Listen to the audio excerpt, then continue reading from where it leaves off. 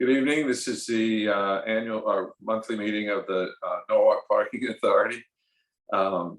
We have the full authority here, and we can begin the agenda.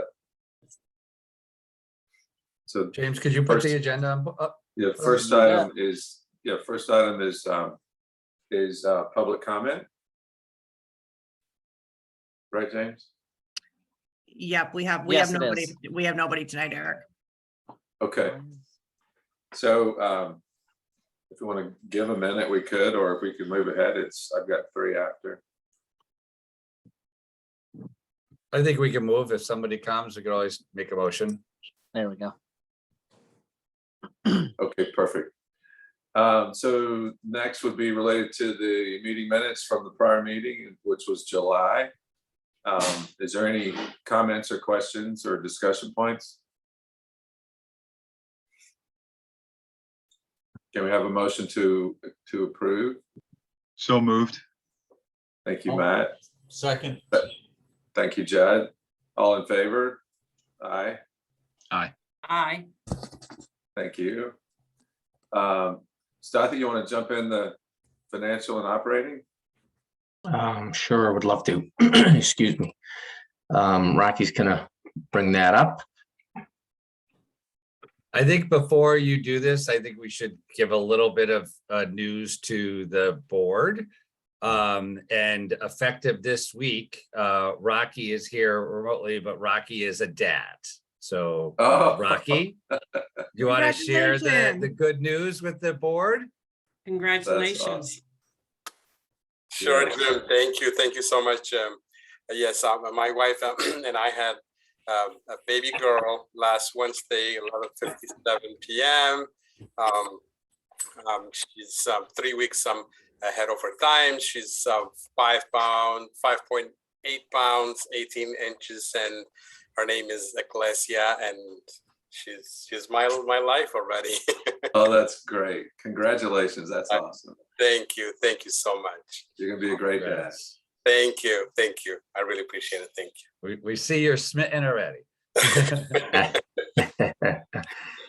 Yeah, we are so happy for Rocky, and I think I overheard him saying, like, in another month, Ecclesia will be ready for training on the permit program. Well, if it has to be a whole month, all right. So Rocky, do you want to pull up the ops report? Sure. Please. So we are in the second month of our new fiscal year of 2023, and we started off strong, mainly due to transient revenue at the Maritime Garage, and that was, and you'll see in the variance report, related to the free kids admission program that was being offered statewide. So that was in July and August. So that has really been always kind of been a strong part of the year for us at the Maritime Garage, anyways, in the summer. And transient revenue is actually, I have that wrong. It's not 36% under budget. It is over budget. So I need to correct that typo. But parking revenue is over budget for the month, for the year.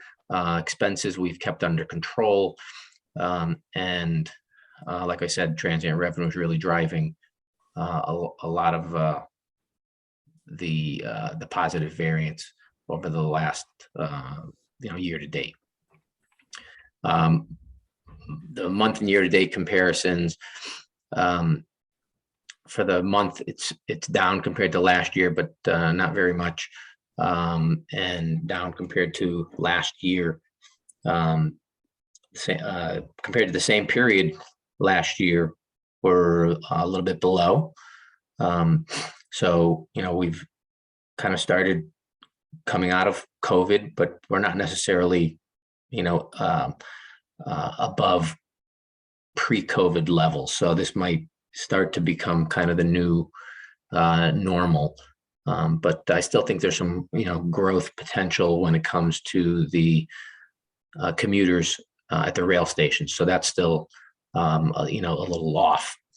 And we had a meeting today, as a matter of fact, with Jim and James at the South Norwalk Railroad Station.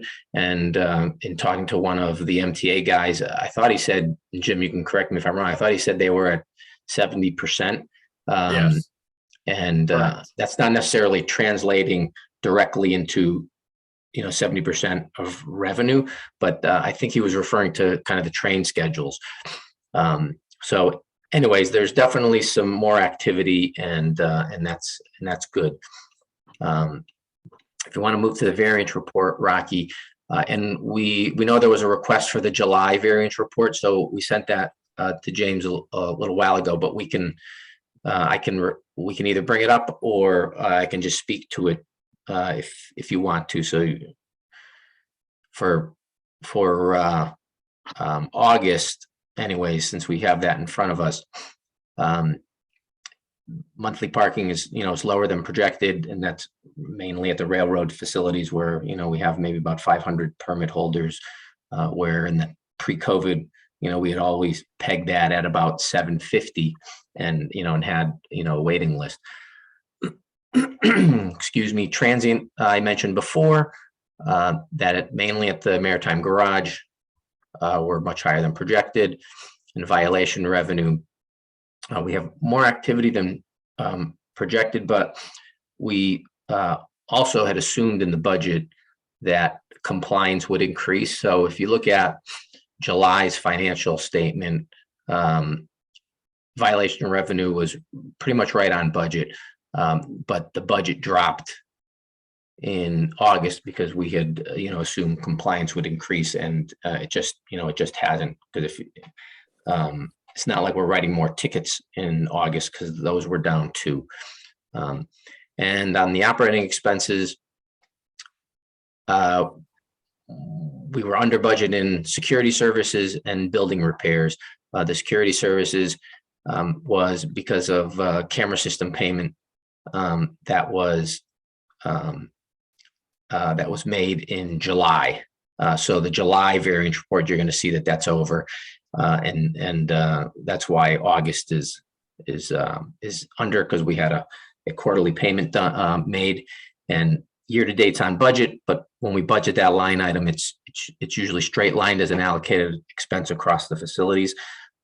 So there isn't that fluctuation, but sometimes we just don't know when that quarterly payment's going to be made. But so we just straight line it. Building repair and maintenance is just just lower than we had projected. We can move on, Rocky, but before we do that, I can, because the other request came in on the July variance.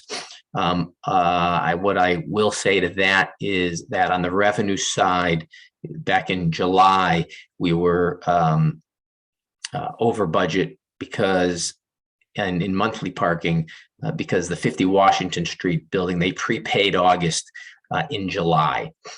So that's why if you drill down into the August monthly revenue, it's a little off when it comes to Webster, but year to date, it's okay.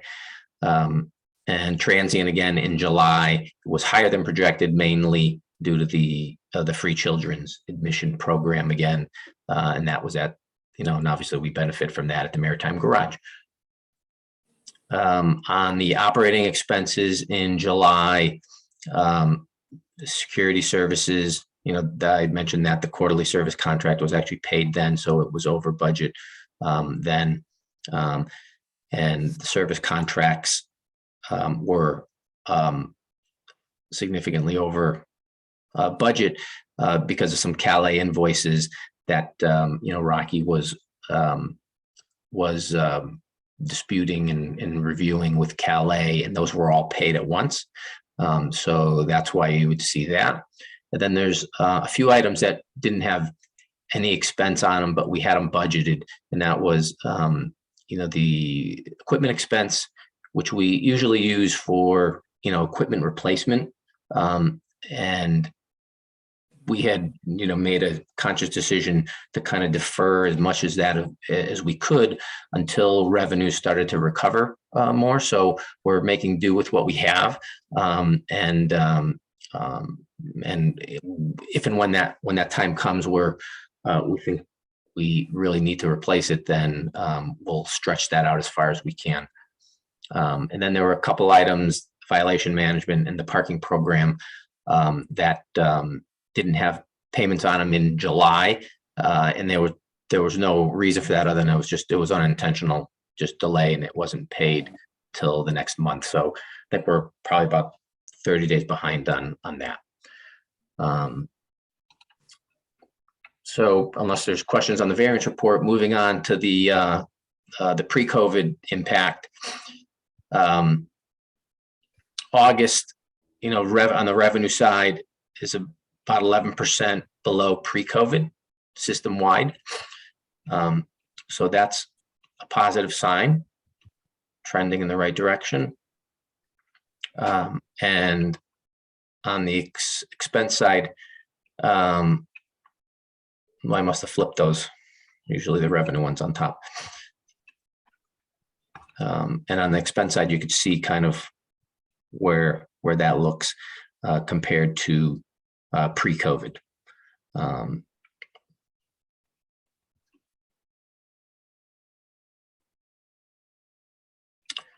And moving on.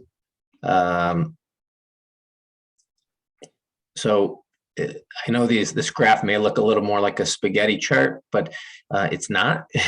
I left 2019 in there, which is the blue line, only because we've always kind of been referring to that as the pre-COVID year.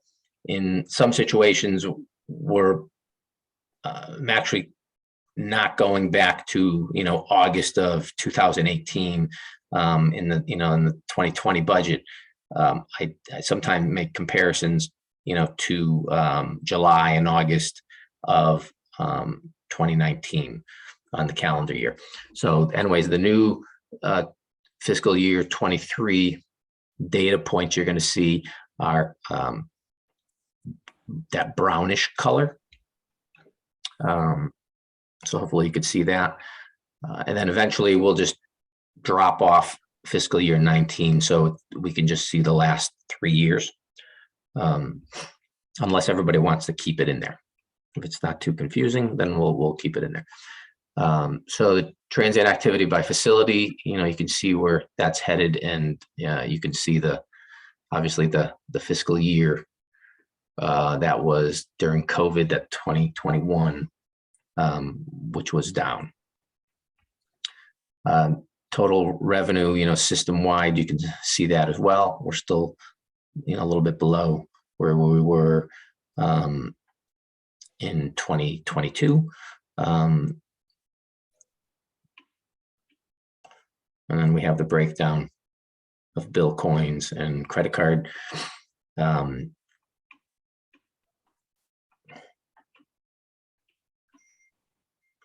Permit sales, not much to talk about other than that it's still relatively stable as a revenue source for us. It's just lower, still mainly driven by the rail stations. But we are looking at that. It does look like we are up though compared to last August, number of permits wise, right? Yes. So if you look at that compared to that the purple line, yes. So the positive news is that we're recovering, and as soon as commuter traffic picks up and people start going back to work in the city, that is going to shoot up. And today we were also talking about JP Morgan that was requiring all workers to return to work. So we'll see what the impact of that is to them moving back into the city, but it will certainly be positive. It won't be negative.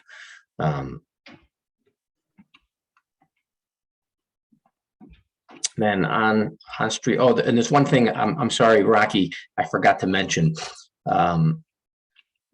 At the very front, when we were talking about the the financial summary. The forecast column, we're going to correct going forward because it makes it appear that the forecast for the year is way over budget, but that was strictly a formula that was used that takes the current actuals and extrapolates it out, over 12 months. So, typically what you're going to see going forward is usually the first quarter, until we really see where the trends are, the forecast will be in line with the budget. And then once we get past that, then we start seeing some trends, maybe in, month 4 or 5 of the fiscal year. We'll start looking at each individual line item to really put some thought into, all right, what's really happening, and how do we adjust that in the forecast to make it a little more accurate for you to see. So I'm sorry if I missed that part, but and let's see, where did we leave off now, Rocky? We were on. Staffy, could you just pull that, go down one thing up, back up to the last page really quickly? I would stop there. So the permit revenue, the bottom box that you have permit revenue, could you just highlight that down? Do we have 23% of the people who pay permit revenue do so with cash? We have, yes. And that includes checks, not just bills. And okay, so 23% of them come into the office, or they pay the check in by mail? How that seems an incredibly high number to do. Mail. I mean, Rocky can give you a little better idea of how many come in, but it's mail and walk-in. And I don't know the 50 Washington if that comes in a check or if it's wired. Jim, 50 Washington wired the money, but most of the commuters, they have the wage work check that comes in every month. So that 23% includes that checks that are being mailed to the office. Okay. Wow. Okay. It just seems to be, it was a shocking 23%, but I think if Washington is a wire and it's included in there, that's a good percentage. But wow. Okay. Thank you. Yeah, I think that you'd think that the wage works would have a way to kind of wire funds, but I don't know. I guess they still send checks, but so let's see. Going down to enforcement. Oh,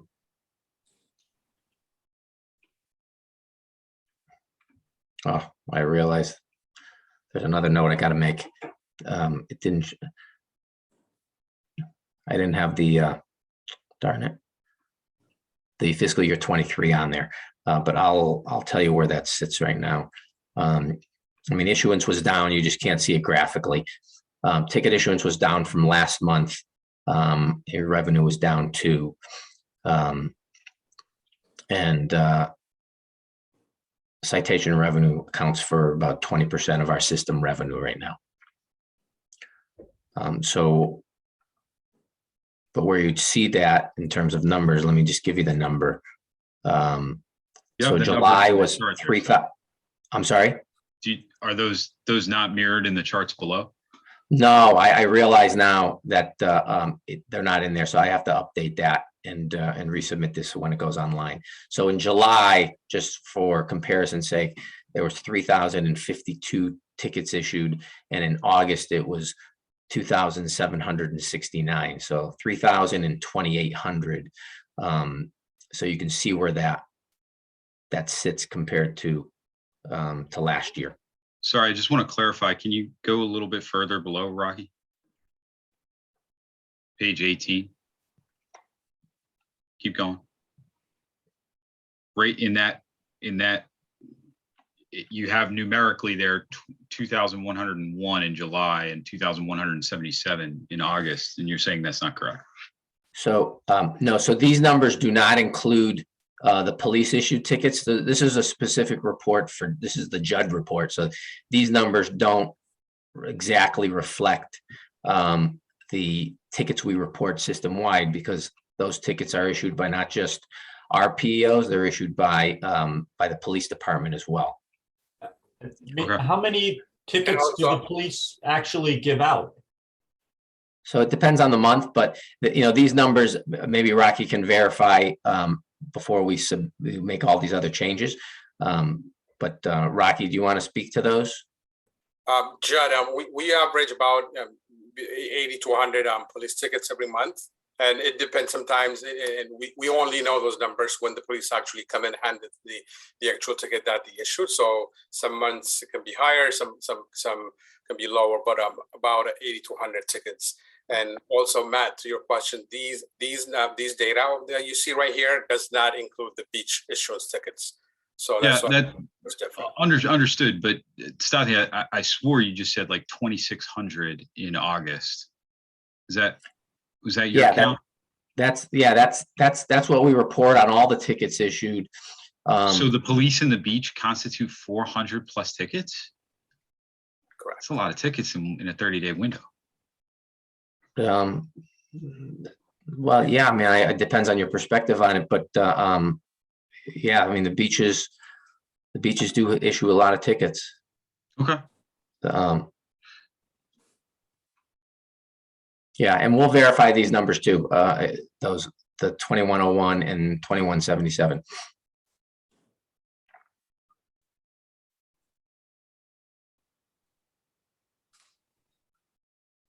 Okay, so we'll fix the citation issuance and revenue graphs. The collection program was pretty slow in August or through August. And then if you go down to the Judd report, you can see where that sits. Tickets issued versus demand. You want to scroll down a little more? Yeah.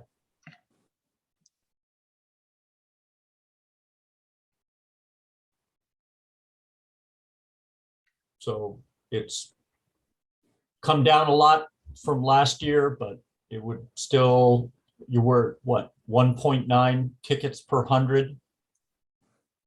It would be right. Great, yep. Great to see that down at 150. So yeah, it definitely looks good on the graph.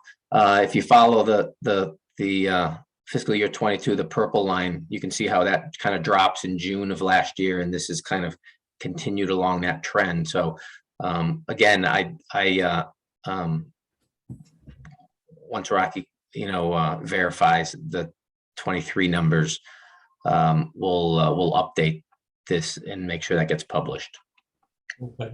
And so just to clarify, the Judd report, and I'm sorry, Judd, if I'm misattributing this to you. That's okay, I'm used to the it. Judd report is really kind of a tracker for avoidance. Is that not an acceptable way of interpreting this data?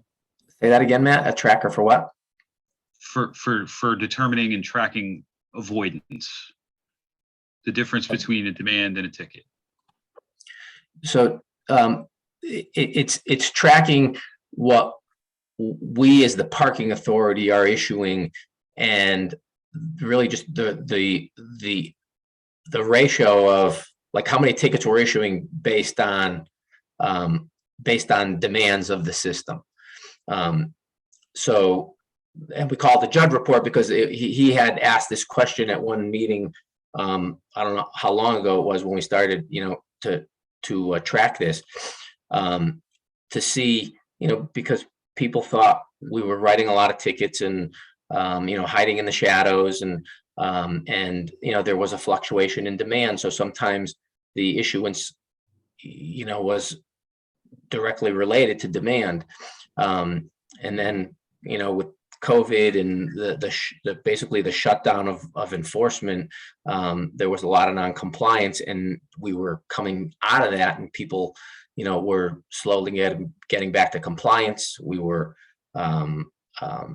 reinstituting the customer courtesy program and scaling that back. So there were a few factors going on, and the board, Judd and the board wanted to see how that really related, what the correlation was between them. So that's kind of how this got started. And so when you say demands, you really mean sessions initiated. Yeah, like in your case in the mall, like initiated sessions, but it's basically transactions. Yeah, it's the same. Yeah, I mean, And I'm sorry, Judd, I didn't mean to cut you off. So kind of following up on this, I'm still interested in seeing the data of where these violations are occurring and how they're kind of stratified. by street, basically. I'm sorry? Well, I think. Yeah, by location. Yeah, location. I mean, you could look at it as by Sono, by Wall Street, but ultimately, if we're really going to figure this out, we almost want to look at it street by street. And Yep, and we actually do have that for you. We can either, Rocky can bring it up if he wants to, or explain it, or we can finish this and then go back to it, whatever you want. it's ready, more or less. I know you've been working on it for a while. Yeah. Rocky was working on something for you, Judd, but there was the one report that we did last month that had it just broken. It wasn't the Judd report by street. It was just the underlying data still. So Rocky, are you? Yeah, I think if I could suggest that we not get off track into that.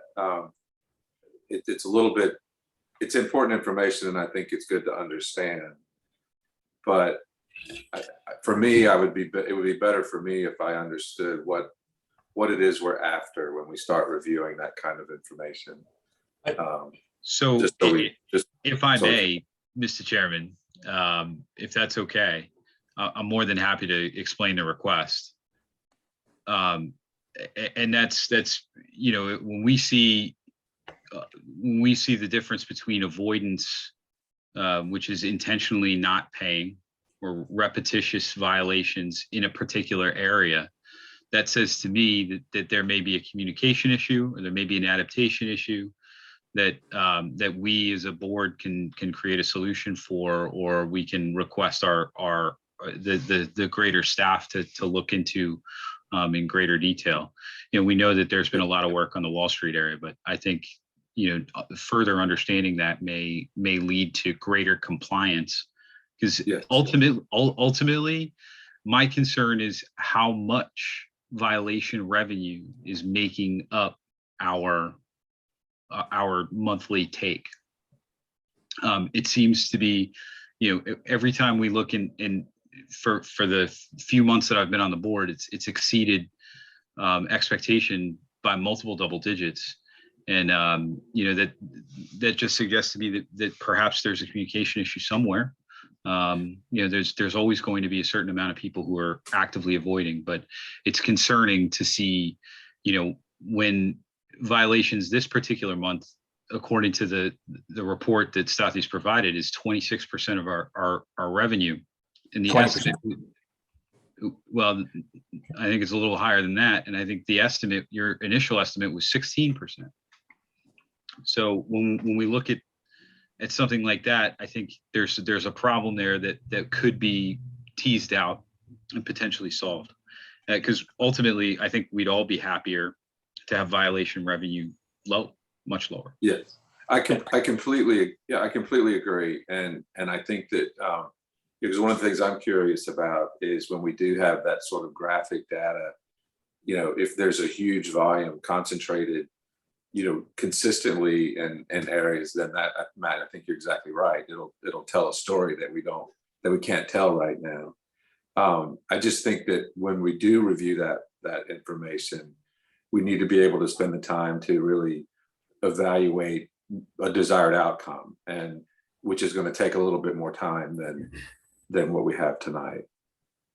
Yeah, I want to add, if you look at the bottom graph there, again, that bottom number 1.9 is 1.9 tickets per 100 transactions, parking transactions. So you look at it over the years. Back in 2019, it was 1.5, then it dropped to 1.16, 1.64.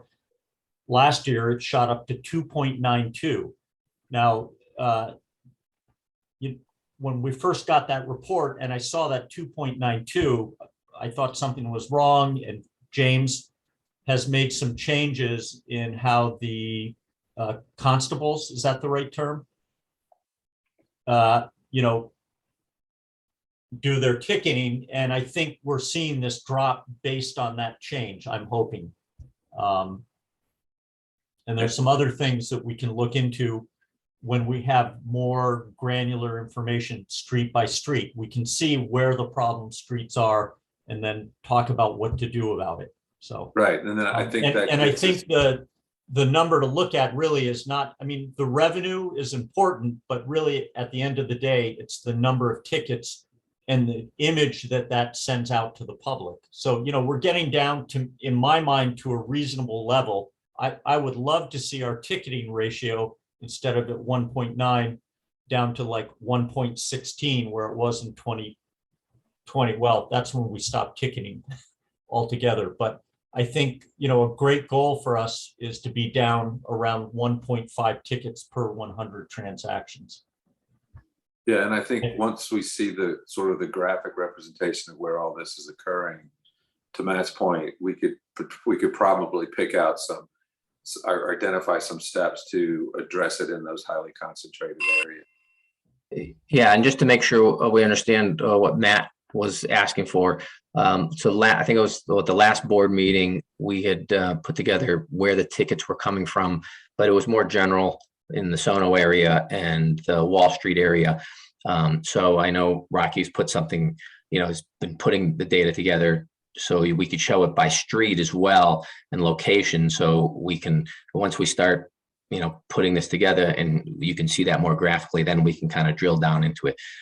The only thing I'll say about enforcement is that I think we all agree that we don't want revenue to be coming from, it's one of those necessary evils, I think. We want compliance, we want people to, you know, to pay, and that's where the authority wants their revenue to come from, not from ticketing because of the public relations. And the way to do that is really in our experience with enforcement, it's really two terms that I always use when people ask me about enforcement. It's reasonable and consistent. And when you have both those, then there's never usually a problem. And no, not never, but those are the buzzwords for making sure you have a good enforcement program that meets the overall needs of the community. You know, and wherever that falls, if it's reasonable and consistent, you'll see increased compliance. And wherever the ratio falls is kind of where it falls. You just want to be careful that you're not trying to do quotas. So if it's lower than that, we don't want to build it up to get to 1.5 and vice versa, because then it looks like either you're over enforcing or you're playing favoritism. Right, and which all makes perfect sense. But back to Matt's point, if the graphic representation of where ticketing is occurring is highly concentrated in one area, then it could be something like a communications issue, or there could be an explanation that we could fix and support what you were just saying, Stati. So my only suggestion is that, and this is kind of played out, what I was trying to say is, this is a larger topic, and I think that it's important, and I think it's and it's a layer to this report that Judd has been putting together for a long time with Stati, with you guys. But I think once we have that sort of graphic representation of where all this is occurring, then then the report, I think, is sort of is rounded out at that point, and we can identify how to accomplish the reduction. Yeah, Mr. Chairman. Oh yes, Jim, I see your hand. Sorry.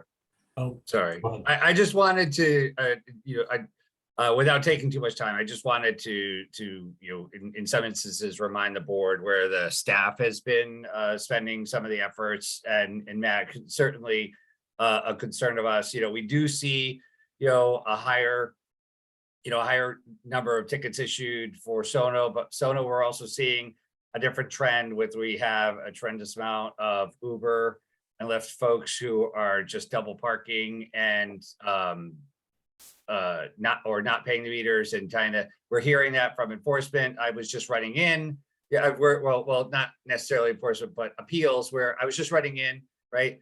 And it is, I think in some instances, it's not an issue solely of Norwalk. We see this, with the Uber Eats folks, in much greater details, particularly now since we're seeing many more of the restaurants reporting, more of the Uber Eats, revenue or type of revenue versus the inside diners. So it is something to take into consideration. But I also wanted to remind people, so for a history of the newer for the newer board members, a number of years ago, cities and towns were told that 2G, 3G connections were going to terminate at the end of this year, and we were given heads up, and I wasn't aware of it coming in here. And so we recognized the fact that the city had made a determination that we were going to hold off because we were entering into COVID and unknown revenue sources, that we were going to just hold off on that. So we are now in a situation to upgrade our equipment by the end of this year to ensure that we maintain communications. We're taking that as an opportunity to not just upgrade existing, but really look at what is the technology out there that could provide better customer service for us.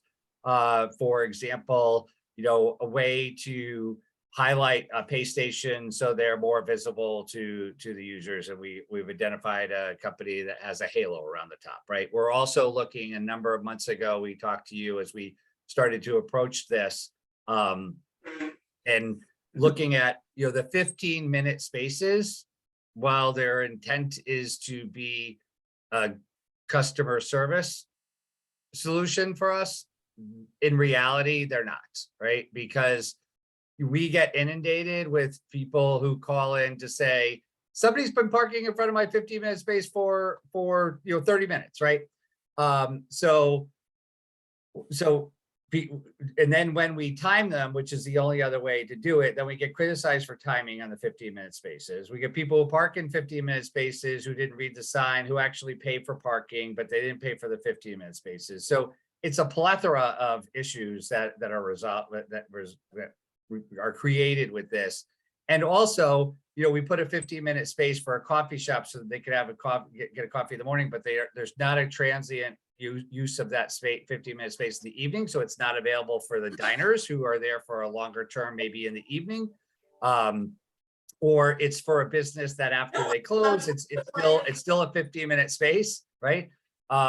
So we're looking at a solution. We addressed this with the board before, where we could do a pay station, allow you an option to key in. If you wanted a 15-minute, you would key in 15-minute. You could put your phone number in at the end, at the termination of 15 minutes, or in advance of the termination of 15 minutes. Would send you a text, and via your phone, you have an ability to then start a paid parking session, right? And I think we put that out then to the really the three players in parking pay stations that are around, and we have one that has come back to us in the last 2 weeks with a really great solution.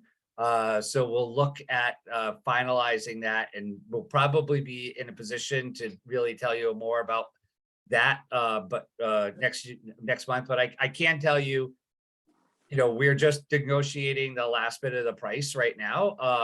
The money has always been there to fund this, right? We didn't want to do the LA cash, so that this is old cash that we've been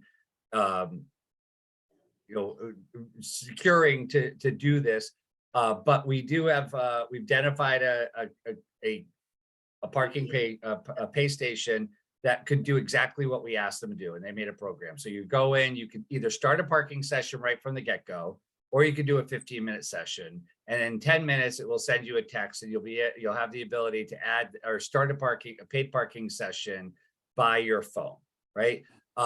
So that will put us in a position to eliminate the signed 15-minute parking spaces, and actually have every space have the opportunity to be a 15-minute parking space for the businesses that need it. So I think we'll be in a much better situation to provide customer service, because the 15 minutes as we have now, I can tell you are a challenge for us to manage effectively. And I think we don't get the positive impact. I think that it's intent, people like them, but then they also result in a number of problems. And then they want to be here, they want to be there. We have everybody asking for one, which would then put every space into free 15-minute parking space, and then not have it for diners that are later on. So I think we're going to be in that situation to do that. We also have, they also have worked a solution up for us that there'll be a blue halo light that runs along the top of them so that they'll be visible from the side. We are piloting new signage on Wall Street. I think James has an update to that later on in this. And then one of the issues that I did ask James and Laz to look into is, let's look at a promotion about how we can get more people to pay for parking. We know that Park Mobile is an app, and that those numbers are growing for us, in considerable numbers.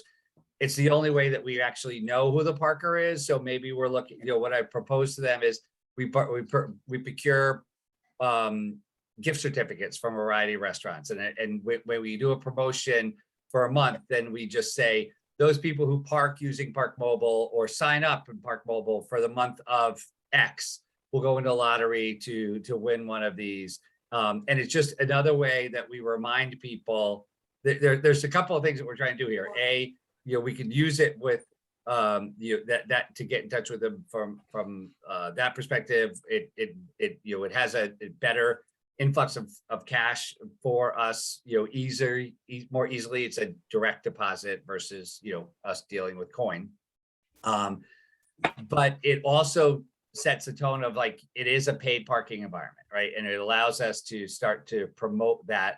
I think the signage, will see where we are, if they produce the results that we're looking to before we make a citywide rollout. But I'm very comfortable that we are going to be in a situation where we've spent a lot of time working at where are the signage, how is it corrected, is it visible, and then where the pay station is. So all of the things that you're looking at are exact things that I applaud you, because they're things that we're trying to identify. And I think we're coming to the end where you're going to see them implemented in relatively short order.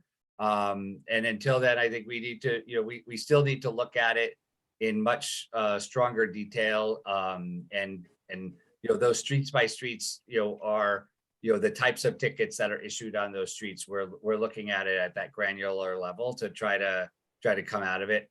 I think the older members of the board will hear me, say this. I want to see our revenue come from people paying parking, not from citations. I think, when we look at what are the numbers coming from the parks, that is a separate contract with the Parks Department and Laz. But I think we have, we'll look at that as it looks holistically as we look at a new contract, right? I for one don't like two separate ones, right? Because then we kind of dissect it to what is the parking authority, what is the Parks Department. And I've been having conversations with the new Parks Director to look at that. We looked at new signage that's inside the parks. We're talking to them about new signage that is on the approach of the parks so that we get this. But the ticket issuance at parks are largely because we have the majority of spaces allocated to residents, which have been, a pretty much a requirement for us. And we have so most of the tickets issued are non-residents and parking in resident parking spaces. And we have limited numbers for non-residents that I think at some point in time, people are making determinations that they want to go to the beach, right? So it's a harder nut to crack. We try to balance the demands of the residents with the requests of the visitors. And, it seems to be relatively high, but I think we always should look at fine tuning it, but just wanted to give you a little bit of update at some of the work that we've been doing to do this and paying more attention. I can tell you that I had lunch on Main Street or coffee on Main Street the other day And I had the opportunity to observe one of the parking officers approach people that were sitting down, asking them if it was their car that was in violation, before he issued a parking citation. And then he did see someone pull in the wrong way while he was there and approach them. So it was nice to see, and I don't think it was because they knew who I was, because I was sitting down in the thing. So I think there's efforts being made to do that. And I think we always could be doing better, and I think we have to do better. But I just wanted to give you an update of where we are without taking too much time. I'm sorry, Chairman. All right, Jim, thank you. So if I could just sum all this up and get back to the meeting. So I think it sounds like the graphic representation is almost ready. Could I ask that you guys identify the major sources of that 2% of all the parking activity, and if we can identify what comprises that 2%, then maybe the parking pay stations that Jim mentioned could address some of that. You know, we could then begin to assign solutions to it. So it'd be more helpful. It would be the most helpful, I think, if you guys could filter that data and suggest potentially what could happen to reduce the quantity of tickets in the highly concentrated areas. And then we can make decisions from there. But I think this is a bigger conversation. I think it entails a lot, and we've done and continue to do a great deal. Basically what it means is, 2% of all transactions results in a ticket. And so what is the more typical, or is that the typical number on a national average or whatever? I don't know what to compare that to, but I think that would be helpful too. So anyway, it's a big topic. I think it's important. I think it's a component added to this report that would give us, it would help us identify sort of action items that we could implement moving forward to reduce that 2%. All right, you got it. Understood, Eric. Thank you. Thank you. Thank you. So I think it was still part of, we're still in the report, weren't we? Yeah. The last item was the pay by sell, and I'll end with that. I know Jim had already made reference to it, that we're doing great with pay by sell, and you can see that from the graph. And that is really the end of our report, unless there's further questions. I just have one more, and I don't mean to derail anyone here, but I have one more question, and that's other revenue didn't make your variance report, but it's 50% off. Can you give us a little bit more detail as to why that's short? Yeah, well, other revenue didn't make it because it didn't meet the criteria of 50% and $5,000. But it's coming from the concessions revenue, which was budgeted at South Norwalk, East Norwalk, which we don't have payments on, and advertising revenue that we had budgeted as well. That makes up about 4,400, and the other was, on the art program and the ATM machines. When you say we don't have payment on it, you mean there's an outstanding receivable and we're not accruing or we're not assuming that we're going to achieve that revenue, or there's no revenue coming? So there's no, and I'll let Jim or James address it, but there's negotiations going on with the vendors of the concession spaces. So during COVID, there was a relief from those payments, and we haven't received any, in this budget year, in this fiscal year so far. So Matt, if I can. I'm sorry, go ahead, Jim. Okay. So Matt, if I can,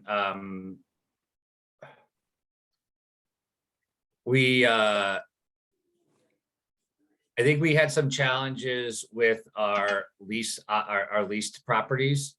And we had recently made a change. I'm not sure if it happened after you or before you joined the board, I think. I don't think staff is in the position to be qualified leasing agents, and I don't think it is in the wheelhouse of Laz. And I think we had some decisions that I think were better. We're not in where I wanted to see them, and what we opted for was to move all leasing to a property manager who was actually had the ability and the knowledge and the contacts to do the job a little bit better, right? And they take a percentage of that. And we have been spending this time since we've identified that person and brought him on board to get the leases back in order. The leases that have been challenged in greater detail.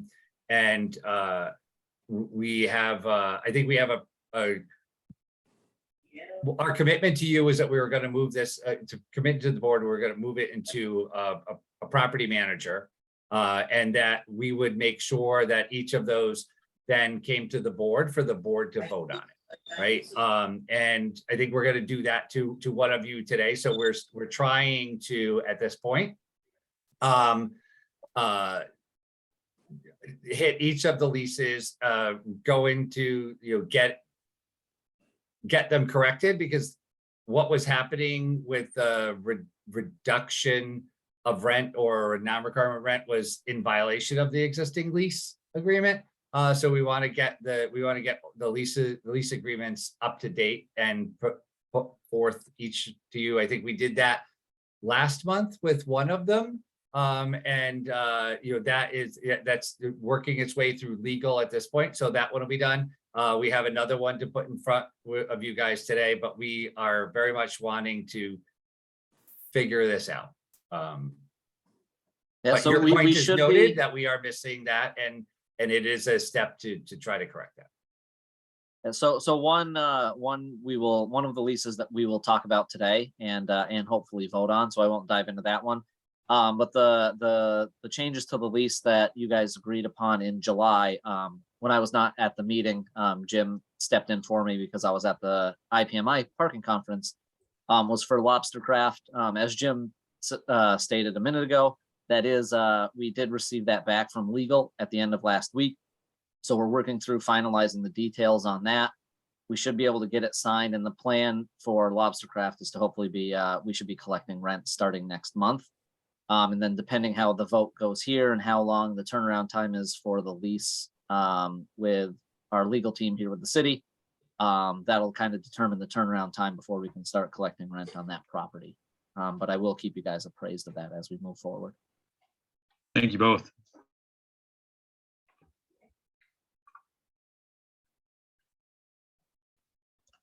So I think that's it for me. That answer your questions, Matt? I think we're good there. We're good. All right. Great. Thank you, Matt. Thank you, Matt, for those right. questions. Well, they're valuable. So, James, if you could pull back up the agenda. You bet. So it looks like we've got the project report for the South Norwalk train station. This one should be fairly simple and quick. We are nearing the very end of this project, which is great news. We're about 95% of the way done with the project. There are a few things left, which are aesthetic things, some painting of a couple of doors and one of the awnings at the exit of the helix at the bottom. Those are about the only two outstanding items. And we're currently working on adding a change order into something that we've discussed here previously a few times, is the concession areas on both the eastbound and westbound side. We're going to add a change order into this because we do have leftover funding available, where we are going to add an area specifically designated for the vending machines. So there will be one area on both sides for all the vending machines. We'll be together.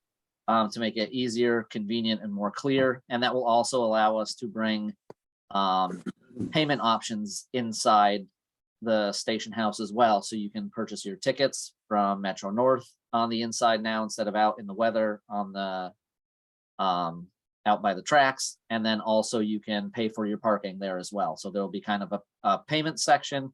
And then there'll also be a concession session that we're adding to both the east and westbound station houses. So I don't have kind of a timeline on that yet, as we're working on adding that change order now. But that will be the last piece of the project that will be completed. And then just one other thing, James, with the addition of creating customer service Oh, yes, I'm sorry. room in the New Haven bound station, which doesn't exist today. And typically we see some of the more challenged activity occur over there, and we don't have a home for the operator to be in, and we want to provide that level of service over there as well. So again, this is largely aesthetics and just moving things in the right places and being, trying to make sure that we provide, a destination that is providing the services that people are expecting. And I think we could talk a little bit about the concession session, discussion that we'll have later. We can talk more on that. But Thanks, Jeff. most of the work is done, and we would be remiss if we did not thank Vanessa and her team for executing some really complex work. It's very challenging for us to work by the tracks, right? And a lot of work has to be made with Metro North to do that, and it all came off seamlessly well. We have made sure that we're securing a building that's gonna remain there, and buildings outside would need lots of work, and she's been a great partner in us to get that work done. So thank you to Vanessa. Certainly. It has been a wild ride, that's for sure. I'm glad she does it and I don't have to. Any other questions on that project before we move on? All right, well then let's go ahead and jump right into what we were just discussing, the leases. So the coffee shop on the New York bound side of the South Norwalk train station. Just as we did with Lobstercraft, we are working on renegotiating that lease based on recommendations from our leasing agent. So the leasing agent sat down with the owner of the coffee shop to kind of go over some new terms and some finances. And based on that discussion and the overview of the finances, OBKO is uncomfortable with the current amount that we were charging for rent, due to the downturn in activity at the train station. He's just not seeing the pre-COVID revenue streams that he was seeing. So it did not make financial sense, and he was not able to pay that rent while still keeping the place open. So they sat down, they went over the finances over the last 2 years to kind of discuss and figure out what the best solution was moving forward. And the solution that the leasing agent recommends is a lease with the rent based upon the revenue for the coffee shop. And specifically, pardon me, just got to switch over. The numbers that they are looking at are from now through September. I'm sorry, November would be 15% of the revenue. That would jump from November to January to 17%. And then from January to the end of the lease would be 20% of sales. So that's what the leasing agent is currently recommending and is up for vote for you guys today. Do you have any questions or anything before we dig in based on that? So if I can, before you start on, so I just want to say, again, this is our commitment to you to make sure that we put forth to you each of the recommendations that comes through.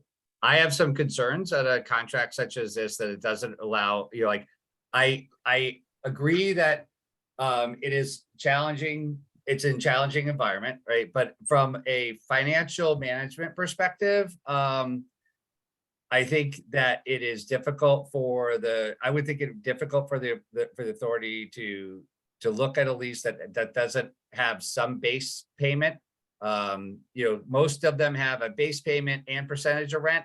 This is a recommendation from the leasee that it's just a percentage of rent.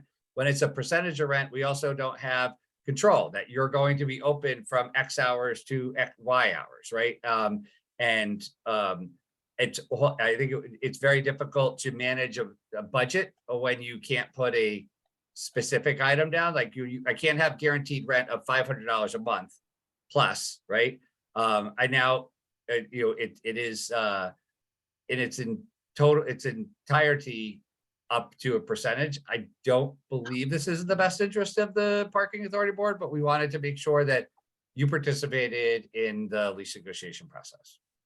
So we're happy to answer questions on it and have further discussions. Well, let's certainly discuss it, but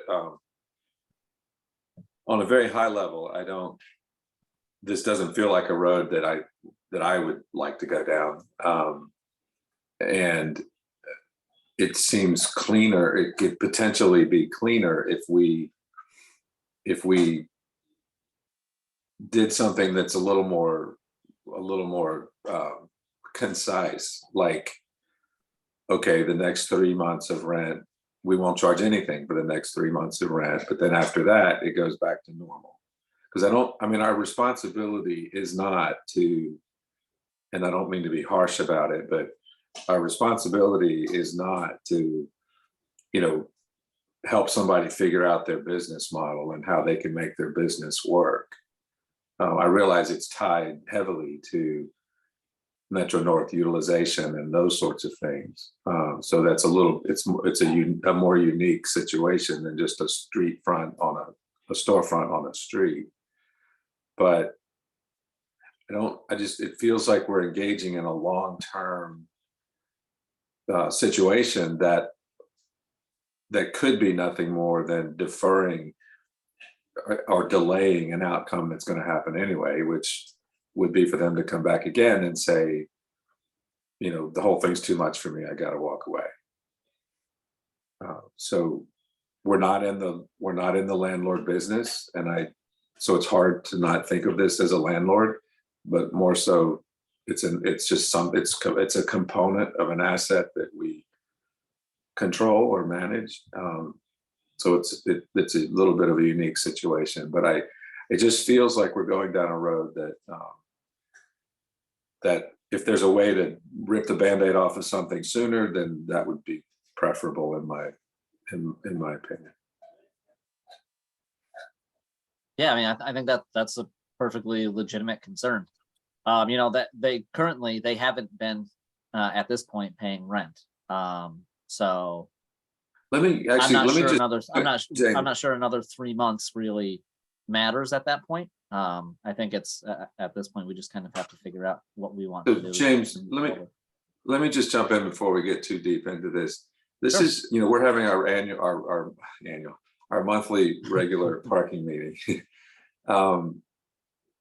Is this a topic that we really should have a executive session about? And then, because this is all, this is a public meeting, and if it were my Sure. business, I don't know. You're correct. Absolutely. That's why I haven't really brought up anything in regards to the finances or any exact numbers, and out of respect for that business and the business owner. So we could certainly schedule an executive session to talk about this a little more, to keep that. Yeah, private. I should have thought about that sooner. I'm sorry. But it just feels like maybe that would be better. Judd, your hand's up. Yeah. Okay. No, I think we need to do this in executive session because I have questions and comments that should be handled in an executive session. So. Okay.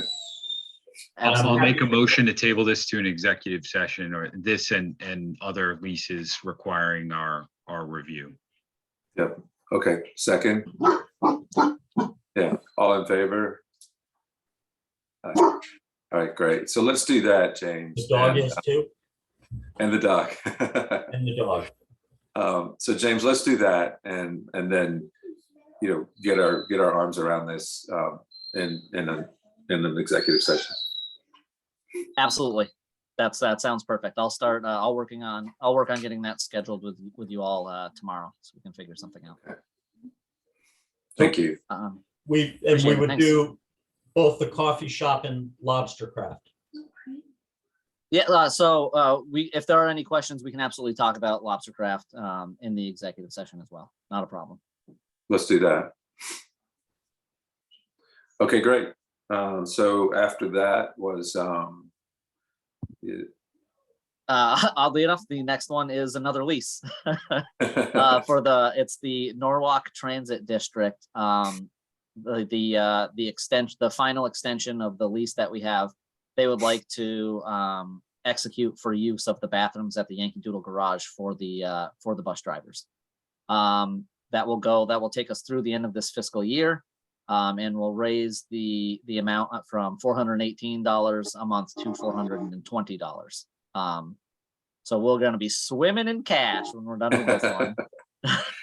So is this an annual lease? Yes, so this is an extension to a previously agreed upon lease. This is the final extension there were 3 possible extensions that were allowed at the end of the term of the lease, and this is the 3rd and final extension that is available. So is this something that they're, can we not deal with this in a 5-year agreement or something longer than an annual? Because it feels like we just did this. Yeah, it's because due to the changeover in the city's department, we just were very, very late on the last extension agreement. Oh, okay. It was when I started digging through the leases, it was one of the ones that we found. And so this one is to cover this fiscal year. I highly recommend that if we want to continue this, my personal suggestion would be, if you're still interested in allowing this to happen, we approve this extension for this fiscal year.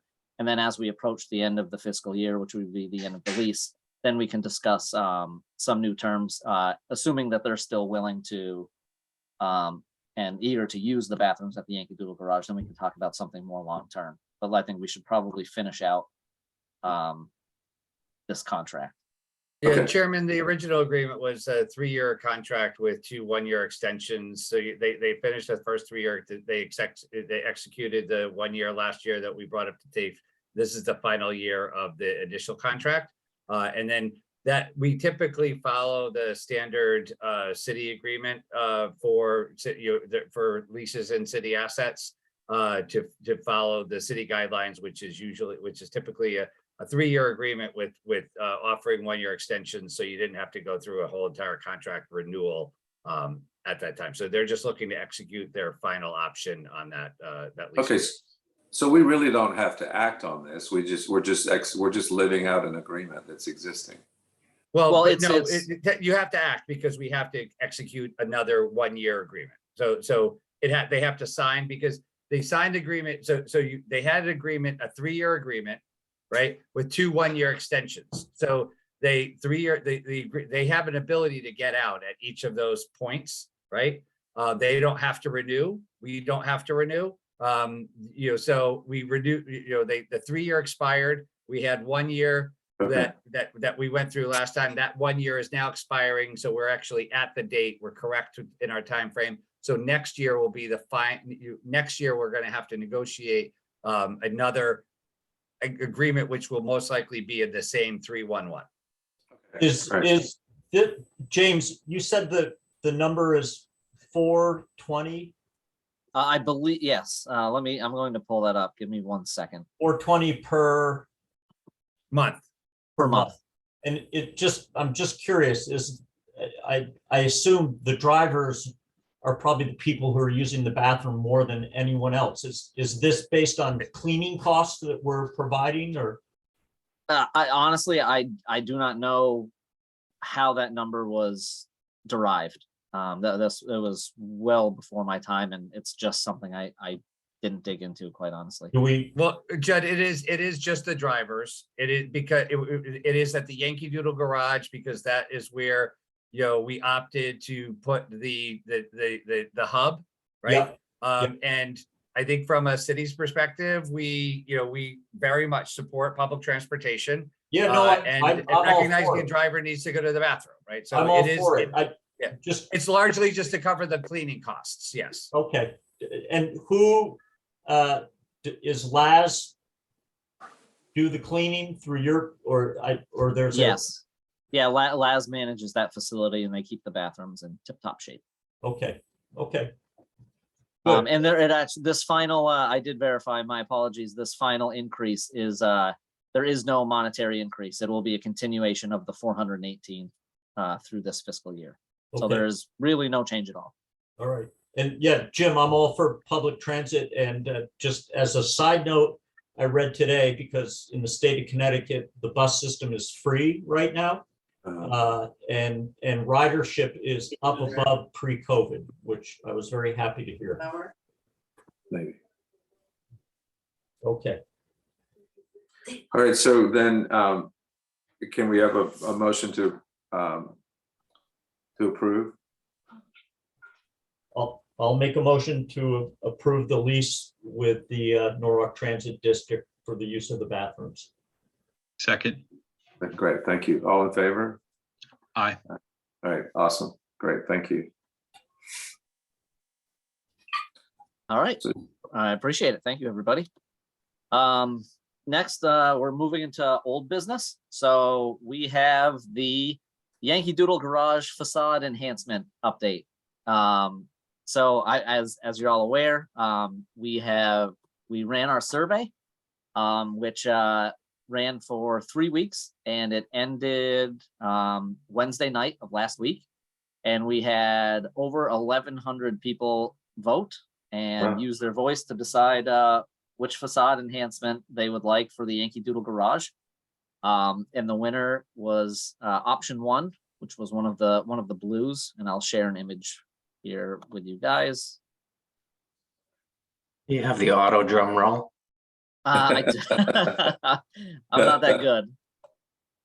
I thought about doing it with my mouth, but it might just sound like a baby blowing bubbles, so I decided that was a bad idea too. I can't begin to describe to you guys how excited I am, 1, to do this project, and 2, how many people actually voiced what they wanted for the garage. I mean, the fact that we got over 1,100 way outdid my expectations. Kudos to the social media team at City Hall, who helped us run these social media blasts on Transportation Tuesday. To the board as well for handing it out to anybody and everybody that they knew.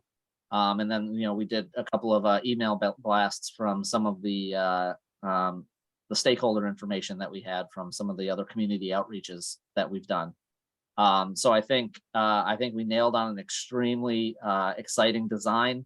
And I wish we could throw the shovel in the ground tomorrow, but that's just because I'm extremely impatient. I think this was a really well done program to hear what the community is interested in. And this is the winner here, the blue, we call it the blue random. Excellent. You guys can see my screen, I assume, right? The image? Yeah. Okay. Yeah. Should have asked that first. Yeah, those bands at the top and the bottom of the fence look great too. That's Yeah, nice. it really does. It gives it a nice finished look. It really opens up that bottom level, allows a lot of that natural sunlight to come in. It's just, I think this is going to be a real beacon of the Wall Street area when it's all said and done.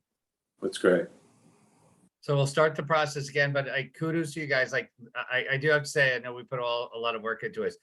Over 1,100 responses to a survey is actually incredible, right? And we heard a lot of positive comments. This was really our commitment to be open, transparent, and participatory in the process, and I think it paid off.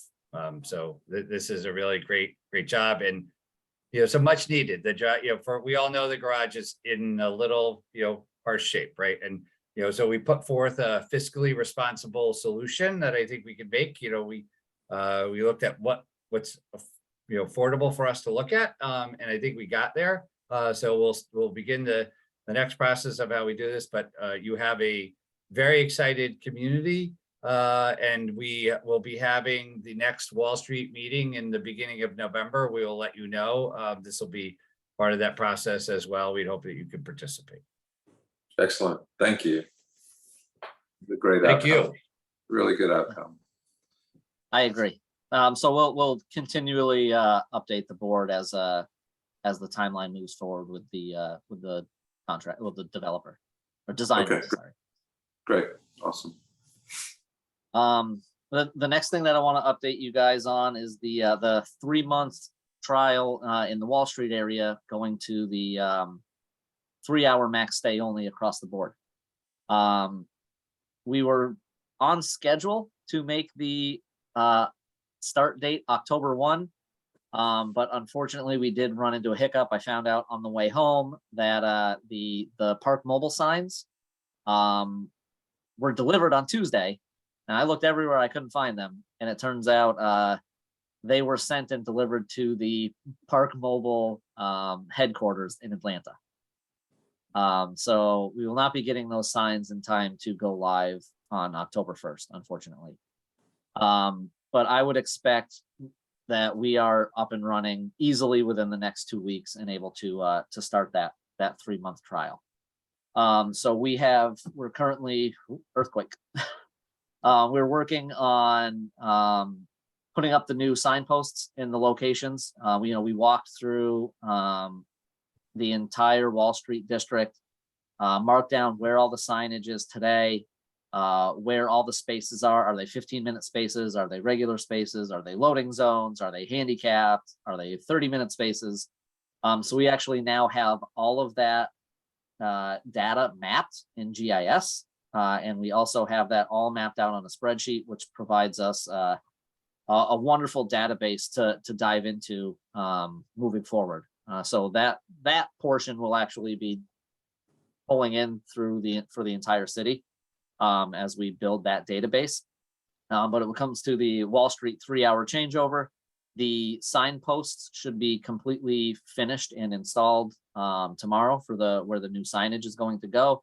So once we get the signage in, it should only, after talking to Laz and KB on the maintenance team, we should be able to have all of that signage done in a day. So we'll be we're working closely with our vendors to make sure that the meters and the rate changeovers happen on the same date. And then we will, whatever that date may be, we'll certainly, because the signs will be changing on the same date. That's a good date to be pretty lax on enforcement.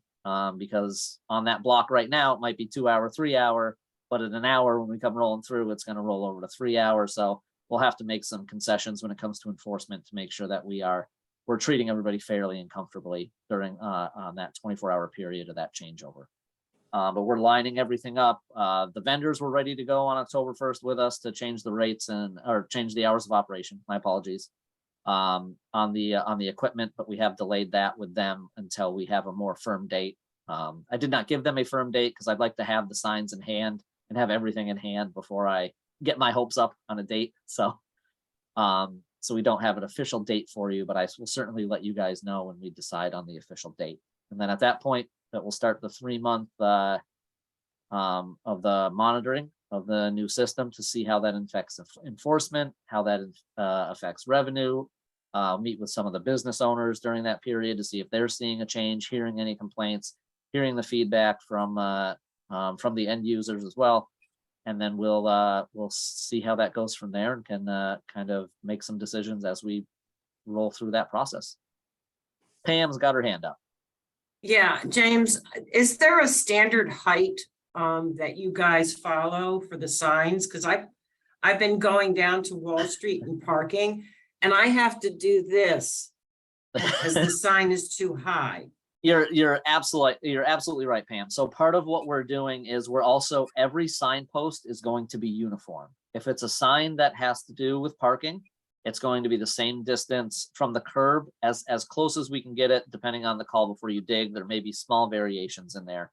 But also the height. Our signs have to be a minimum of 7 feet high for okay. clearance. So every parking related sign that you see will have 2 signs on them. It will be the Park Mobile sign, the basically our new ways to pay sign, and then underneath that will be the hours of operation sign.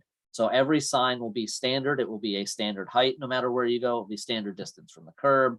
And then you'll see, it's a little hard to explain, but you'll see in person once we finish it, that we've also standardized where those signs are in relation to the parking spaces. So it's open and closed on each end almost exclusively, which makes it very clear. If a parking section extends a little too long, we'll add a sign in the middle of that, with the double arrows explaining that this whole section is paid. But every single parking sign will be standardized as part of that process. So no matter where you go, no matter what you see, you're going to see the same thing, and it's just going to make sense. So those signs will be the bottom sign will be at the bottom of the bottom sign will be at 7 feet. Yeah. And then from there, that first sign is 18 inches in height. And then the next sign will be right at the top of that, which is another 18 inches in height. So we tried to reduce the size of the signage as well. So we can not have, go 12, 14, 15 feet in the air with crazy signage. So it should be shorter, clear, concise, and always in the same spot. Okay, because I had to get out of my car to see the to see the what is it, the area sign, the area The zone number. Yeah, the zone number. Yeah, this Pam, this should absolutely solve that problem. Pam, we recognize this, Gary and I recognized this earlier coming into the city, and that we had no standardization for our signs. So early on, we did create a sign style guide. These signs that we're putting on Wall Street will be a different look, a uniform look, but they do match we have to follow guidance in the Manual of Uniform Traffic Control Devices. And so we created a manual in accordance with that and had it approved by the mayor. So this will be the first signs that we're going to pilot before a citywide rollout. I think it'll be interesting to see at the end of 3 months if ticketing goes down with this new signage. That's my hope. Yeah, right. Absolutely. Look at that pre and post signage, so to speak. Yeah, agreed. That's one of the huge driving forces of why we're doing this. Yeah. Well, the So signage, the signage is confusing on Wall Yes. Street. Yeah, I mean, it absolutely is. And it all depends on where you park. Sometimes you park and the only sign you see is an hours of operation. Sometimes you Yeah. park, the only sign you see is a ways to pay. And then sometimes when you park, you see both. So it's a bit Oh, of a I just crapshoot. winged it. I just punched the number in, the zone number in, and I'm like, okay. I'll Exactly. just So pay, right. That's exactly. So that's exactly why we're doing it. We just want it to be easier to understand, simpler and intuitive. If you really have to think hard about parking, then we haven't really done our job very well. Well, yeah, people get frightened over those signs. They really get anxious.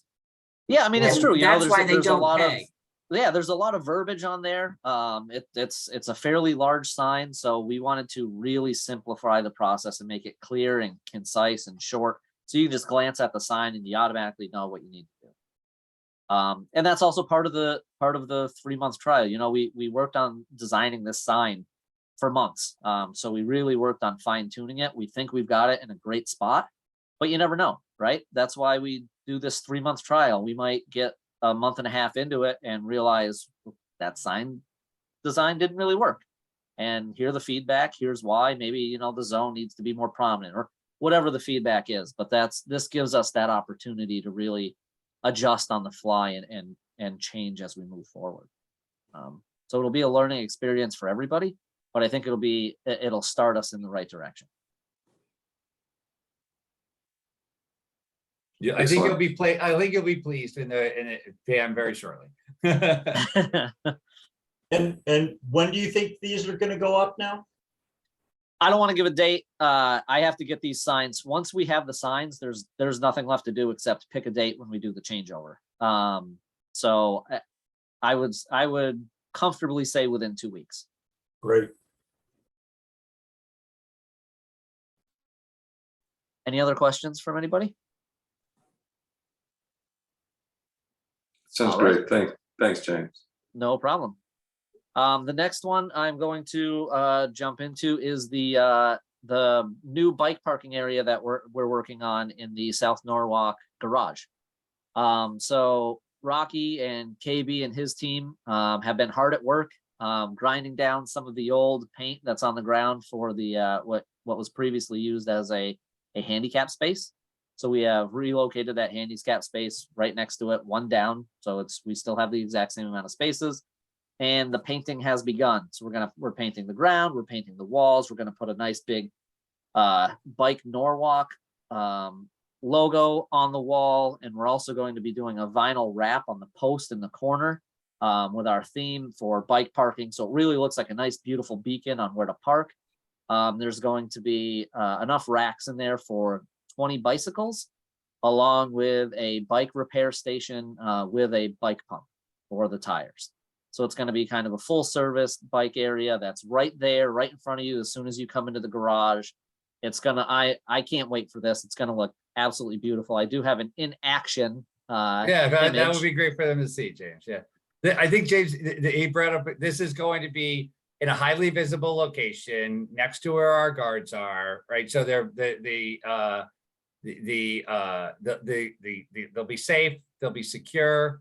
It's highlighted. It's in a, we're not hiding it all the way at the other end of the garage. It is, it's convenient. We're really excited about moving forward. The walls are white. The floor is vibrant blue. When we add the Bike Norwalk logo onto the wall in front of you and a bike symbol on the other one, it's really going to define the space. Our bike parking, I think, Judd, you could attest to it if you know where it is. We hide it all the way on the other end of the garage in a horribly, nearly broken rack. We can't be less inviting if we tried. So this is by the entrance. It's going to have a really great way of getting in and out. So we're excited to have this come next meeting. By next meeting, we should be able to be showing you something really amazing. James, as you know, I'm on the Bike Walk Commission too, and Tanner, the chair of that, just sent the agenda out. I haven't looked at it. Are you on that agenda for Monday night? Is it, or Jim, are you planning? I am not. We were update. We have an update for Greg, but Garrett or I were going to attend that one as well. And present this, I hope. I think this is on the agenda. Yes. Okay, great. Excellent. Thank you. It is going to look beautiful when someone first pulls into this garage. This is going to be right in front of them, a little bit to the left, and it's just going to make people go, "Wow, this is a nice place." Like it's really going to look that good. Seeing them in action today, painting it. It's one thing to picture it in your head. It's another thing to really start to see it come to life. And it was just really exciting to see. It looks great, and I can't wait for it to be finished. And then the last thing on the agenda is the going active for enforcement in the East Norwalk train station. I was along with the 3 month trial that we're doing in Wall Street. I was hoping to be able to go live on October 1 in the for enforcement at the East Norwalk Railroad Station. Unfortunately, that's going to be delayed a little longer due to lawyers. Basically, they're working out the contract between Spinnaker and Park Mobile, and the turnaround time on that thing from the corporate level from both sides is just slower than we had originally anticipated. So again, everything is agreed upon, nothing needs to change. And the signage delivery that we're getting also has all of the signage for the station. So we'll be ready to act the second that contract is signed and the account is set up. So I don't have an update on when that will be, but I will certainly keep everybody appraised of the situation as it progresses. And once I have more information, we can start to narrow down and decide on a go live date. So we just And then just one last thing on bike parking, Judd, I think we'll also do, we will make sure that we do a press announcement when we go live so that people understand that we're providing an additional service in our facilities, and it's clean and inviting. So hopefully members of the board would be able to make that when we get it done. Right. Any questions on the enforcement progress for the East Norwalk Railroad Station? This is the least amount of questions I've ever had at one of these. Maybe I'm just getting better. I'm just clear at what I do. Or you guys are tired of hearing me talk, one or the other. No. But that is the end of the agenda. I have one question for the commission. Aye. Anybody have any interest in meeting in person?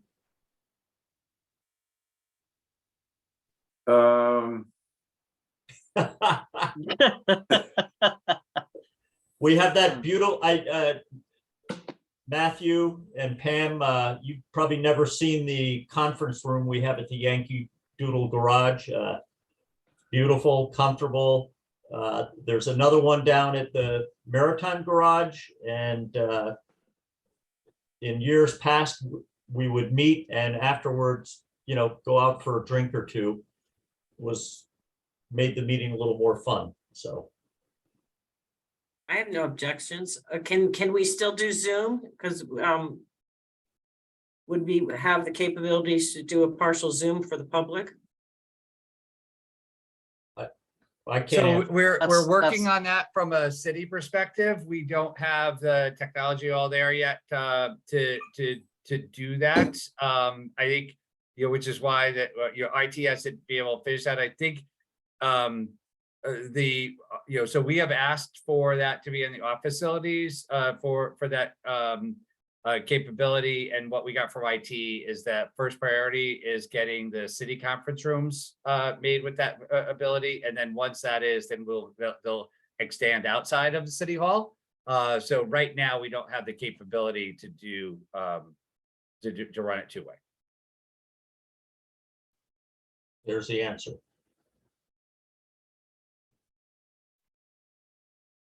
All Well, I right, guess Sorry, we'll Judd. all think about it. There you go. Maybe it'd be good to have like maybe a quarterly one or a bi-annually one where we actually ask to, if we're not ready, then we just ask the public to be there. But I agree with Judd. It would be maybe nice to get it all in the same room together and maybe go out, just to see. So I think it's a good call, Judd. Are we required to have Zoom access? We're not required to have Zoom access now, but we really believe that is the best way to keep engaged. It's to get with the public, community. yeah. Yeah, I think we had a long time of people getting used to it. There's a lot of people who really like it, right? So I think there's a desire from the city to offer the more people that ability. So it's just kind of the direction that we're hearing from folks that the mayor wants to go into.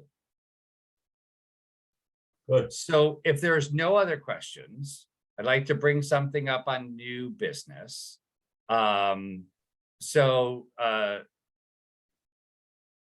Staffy and I have had conversations, and I think the conversations on a number of levels of Laz has been a partner with the city for an extended period of time. We are really coming out of COVID. We're seeing transit use increase, but we're also seeing, as we talked about before, those shortened visits into the city of people just coming to pick up. And really, how do we get a message out there that Norwalk's open for business, right? And that we're here And that there we have, so Laz has agreed to pay for a, almost kind of drum roll, please, right? A holiday extravaganza. And so you are the first people to hear about this. And what they have proposed is we're talking about is having a Christmas tree, holiday tree on the plaza in front of 50 Washington Street. And also additionally having another tree on the plaza at Wall Street. So we will have 2 trees in the predominant areas that we serve.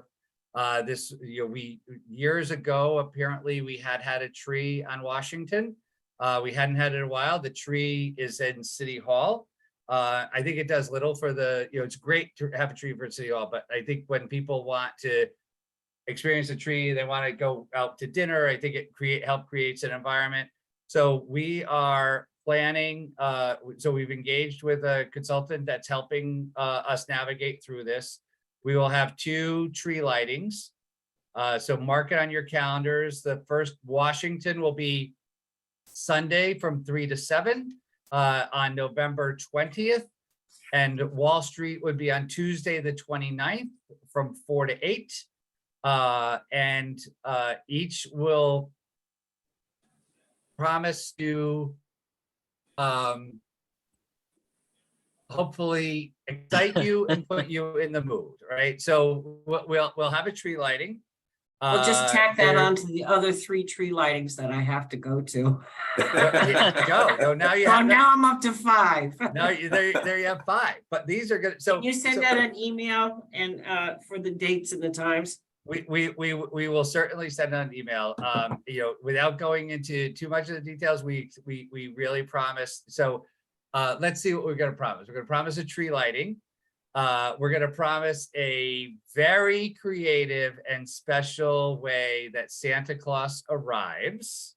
You're not going to beat the 3rd taxing district lit truck with Santa on the bucket. I'm don't know. sorry, you are not going to beat. Wait, taxing Pam, district. wait till you calm down and you're going to be like, oh my God, what did you do? Right? Jim, that sounds so- like a challenge, Jim. It's a challenge. That is a accepted, challenge. Pam. Challenge accepted. Okay. So we're also going to. Hey, you're working with SNU in South Norwalk. We're much better in the East Norwalk.